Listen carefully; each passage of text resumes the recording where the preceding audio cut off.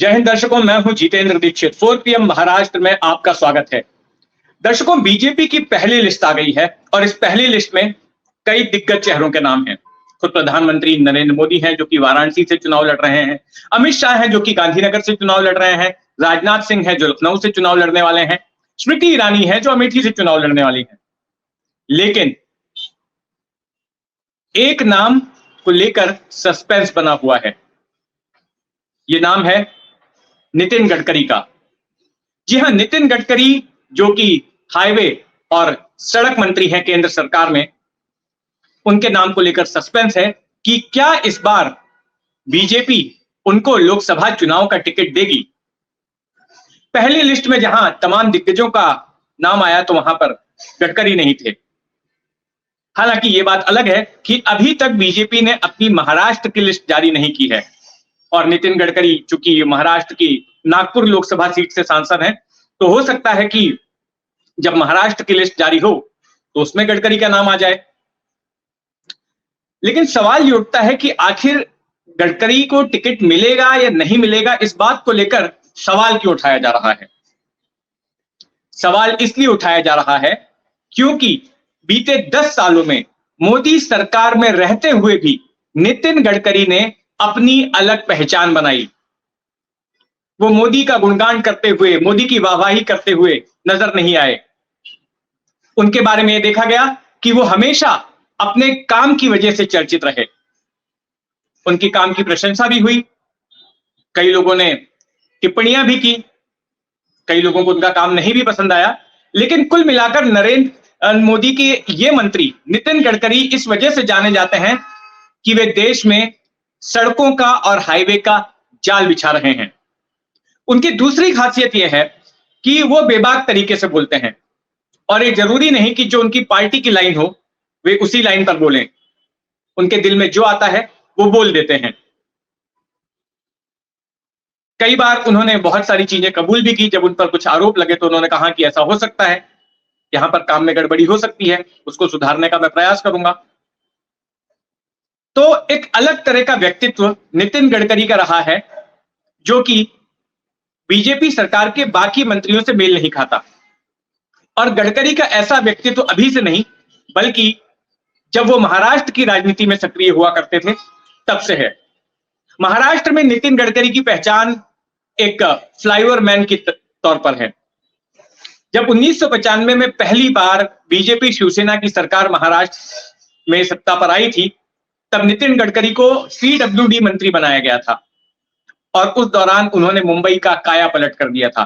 मुंबई में 54 फ्लाईओवर्स बनाए थे। आज मुंबई के एक बड़े हिस्से में जहां पर स्मूथ ट्रैफिक चलता है, हालांकि ट्रैफिक की समस्या तो उसके बाद में भी है, लेकिन आज अगर और वो फ्लाईओवर्स नहीं होते तो शायद ये समस्या और ज्यादा विकराल होती। तो उसके पीछे एक कारण नितिन गडकरी हैं। इसके अलावा भी बहुत सारे हाईवेज का काम उनकी देखरेख में चल रहा है। Mumbai Vadodara highway, Mumbai Delhi highway. हाँ, लेकिन जो मुंबई गोवा हाईवे है उसका पेंच वो नहीं सुधार पाए। बीते करीब 15 सालों से वो मामला लटका हुआ है और आज भी मुंबई गोवा हाईवे का काम पूरा नहीं हो सका। 2019 में गडकरी की लोकप्रियता के चलते यहां तक चर्चा होने लग गई थी कि क्या गडकरी भी जो है प्रधानमंत्री पद के कैंडिडेट हो सकते हैं, क्या वो मोदी के विकल्प हो सकते हैं। यह भी देखा गया कि बीजेपी में उनको साइडलाइन भी किया जाता रहा। हालांकि नितिन गडकरी के ऊपर आरएसएस का हाथ है, वो पुराने आरएसएस के कार्यकर्ता रहे हैं, इसलिए उनका ज्यादा कुछ बिगाड़ा नहीं जा सका। अब इन्हीं नितिन गडकरी के समर्थन में आ गई है शिवसेना, उद्धव ठाकरे वाली शिवसेना। हाल ही में उद्धव ठाकरे ने बयान दिया था कि देखिए, हम तो उस बीजेपी को जानते थे जिस बीजेपी में अटल बिहारी वाजपेयी थे, जिस बीजेपी में प्रमोद महाजन थे, जिस बीजेपी में नितिन गडकरी थे, और हम लोग साथ मिलकर काम करते थे, साथ मिलकर चुनाव लड़ते थे और हिंदुत्व को लेकर हम लोग एक साथ में आए थे। लेकिन आज की बीजेपी उससे अलग हो गई है। अब इसी कड़ी को आगे बढ़ाते हुए आज शिवसेना के मुखपत्र सामना में एक संपादकीय छपा है और उस संपादकीय में खुलकर शिवसेना ने समर्थन किया है नितिन गडकरी का। आपको उस संपादकीय का कुछ अंश मैं पढ़कर सुनाता हूं। इसमें लिखा है, भारतीय जनता पार्टी ने 195 लोकसभा उम्मीदवारों की पहली फहरिस्त घोषित कर दी। पहली फहरिस्त में केंद्रीय मंत्री नितिन गडकरी का नाम नहीं है। इस बात पर हैरान होने की कोई बात नहीं। गडकरी स्पष्ट वक्ता हैं। कल ही उन्होंने कहा था कि देश के किसान और मजदूर दुखी हैं। वे किसी के सामने हाँ जी करने वाले नहीं है कि पिछले 10 सालों में देश में जो विकास हुआ है उसमें सड़क निर्माण मंत्रालय का सबसे बड़ा योगदान है, जिसे गडकरी संभालते हैं। प्रधानमंत्री मोदी ने गडकरी द्वारा बनाई गई कई राष्ट्रीय परियोजनाओं का उद्घाटन किया, लेकिन उन्होंने उस काम का श्रेय गडकरी को नहीं दिया। मंत्रिमंडल और भाजपा में नितिन गडकरी एकमात्र ऐसे नेता हैं जो मोदी शाह की दादागिरी के सामने नहीं झुकते। गडकरी की प्रेरणा छत्रपति शिवाजी महाराज हैं, इसलिए स्वाभिमान और गौरव की एक मजबूत रीढ़ इस मराठी नेता को हासिल है। इसे गडकरी की चुनौती कहें या डर का एहसास मोदी शाह के व्यापार मंडल को जरूर होगा। इसी डर के चलते नितिन गडकरी का 2024 के चुनाव से हटना तय लग रहा है।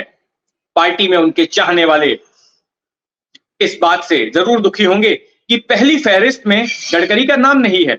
विनोद तावड़े भाजपा के राष्ट्रीय महासचिव हैं। उन्होंने 195 नामों की घोषणा की, इसमें गडकरी शामिल नहीं है।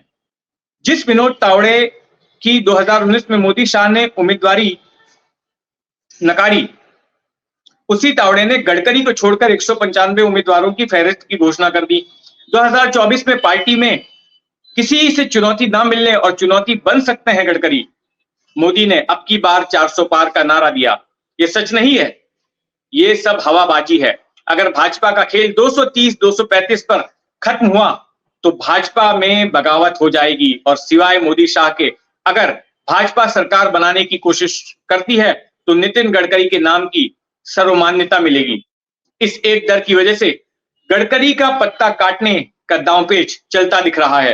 राजनाथ सिंह बिना रीढ़ वाले नेता हैं। वे पार्टी के अंदर या बाहर किसी तरह की चुनौती नहीं दे सकते। दिल्ली में पार्टी की राष्ट्रीय कार्यकारिणी के मंच पर देश ने हार नाट्य देखा। प्रधानमंत्री मोदी के लिए मंच पर आई बड़ी हार। जब वो हार मोदी के गले में डाला जा रहा था तो जैसे ही राजनाथ सिंह ने उस हार में अपना सिर डाला, अमित शाह ने अपनी आंखें तरी दी और राजनाथ सिंह ने अपना सिर हार से बाहर निकाल लिया। मंच पर राजनाथ के बगल में नितिन गडकरी भी मौजूद थे। वे इस नौटंकी में बिल्कुल भी शामिल नहीं हुए और एक स्वाभिमानी मराठी व्यक्ति की तरह उन्होंने व्यवहार किया। ऐसे मजबूत रीढ़ वाले स्वाभिमानी मराठी आदमी को मौजूदा दिल्ली व्यापार मंडल कैसे बर्दाश्त कर सकता है? सीधा हिसाब यह लगता है कि गडकरी दिल्ली में नहीं चाहिए, क्योंकि 2024 के चुनाव के बाद दिल्ली में राजनीतिक तस्वीर अस्थिर होगी और इस अस्थिरता के दौरान सभी दल को वे मान्य होंगे। तो ये मैंने आपको कुछ अंश पढ़कर सुनाए सामना के संपादकीय के, और भी काफी कुछ इस संपादकीय में आगे लिखा है, लेकिन ज्यादातर बातें जो है वो रेपिटेशन की है। तो देखते हैं कि नितिन गडकरी का क्या होता है। अमित शाह मुंबई आए हुए हैं, महायुति में भी सीटों के बंटवारे को लेकर पेच है। तो जब एक बार वो पेच सुलझेगा तभी महाराष्ट्र की लिस्ट आएगी, और जब महाराष्ट्र की लिस्ट आएगी तब पता चलेगा कि गडकरी को टिकट मिलता है या नहीं मिलता है। तो जुड़े रहें 4 PM महाराष्ट्र के साथ। ये खबर आपको कैसी लगी कमेंट बॉक्स में जरूर बताइएगा, और अगर आपने अब तक इस चैनल को सब्सक्राइब नहीं किया है तो सब्सक्राइब कर लें। जय हिंद।